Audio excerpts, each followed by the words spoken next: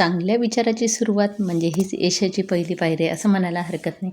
चला तर छान असा सुविचारानुसार सुविचारानंतर आपल्या दिवसाची सुरुवात सुंदर अशी करूया. आज सोलर धुवायचं होतं कारण याच्यावर खूप धूळ झाली ना तर वीज कमी तयार होते म्हणून हे सकाळी सकाळी धुण्याचं काम करते. कारण उद्या करून बऱ्याच दिवसाचं राहत होतं. इथे आली की मात्र दुसऱ्याच कामात अडकते. बागेच्या साईडला गेली, थोडंसं पाणी टाकलं झाडांना आणि सांडलेलं पाणी असं साफ करत स्वच्छतेला लागले. दुपारी तूप करायला बसले. 5च मिनिटात तूप होते या पद्धतीने. मागच्या वेळ नाही ना इतक्या वेळ फिरवलं तरी लोणी होत नव्हतं. आज फक्त बघा 2च मिनटं असंच फिरवलं. जास्तीत जास्त 5 मिनटं झाले असं. बघा तुम्ही लोणी किती छान तयार झालं. मागच्या वेळेला काय झालं, गरम पाणी टाक, थंड पाणी टाक, निघत नव्हतं तर ते इतकं पाणी झालं.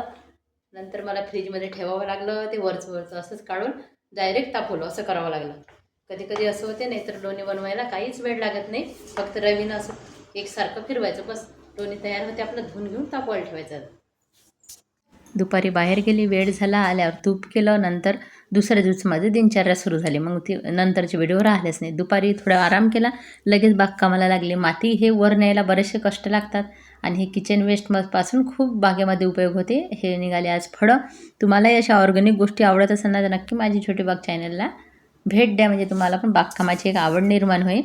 आणि दुपारनंतर दररोज सुरू होतं माझं हे फ्रीज आवरण्याचं. बराच पसारा याच्यावर येते कारण हा आता उंच झाला ना तर दिसतच नाही, छोटा होता. तर एवढ्या वस्तू ठेवलेल्या होत्या असं वाटलं रील संपला, रील सापडला. हे रेसिपी वेगळी बुक बनवली होती कोणत्या दिवशी काय बनवायचं, पण मात्र केलं जाते मनानेच. अशा पद्धतीने बऱ्याच वस्तू आहे. चाबी आहे, शुभ लाभ बघा किती सुंदर आहे. लावायला आणलं होतं, लावलं नाही तर त्याच्यावर ठेवल्या गेलं, त्याच्यावर राहिलं.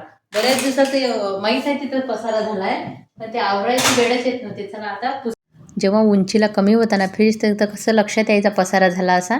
पण हे बऱ्याच दिवसाचं जाणवत होतं खूप पसारा झाला आहे. आणि छोटासा व्हिडिओ आवडला असेल तर माझी अशी दिनचर्या असते. तर चॅनलला लाईक, सबस्क्राईब, कमेंट करा. धन्यवाद मैत्रिणींनो मनापासून.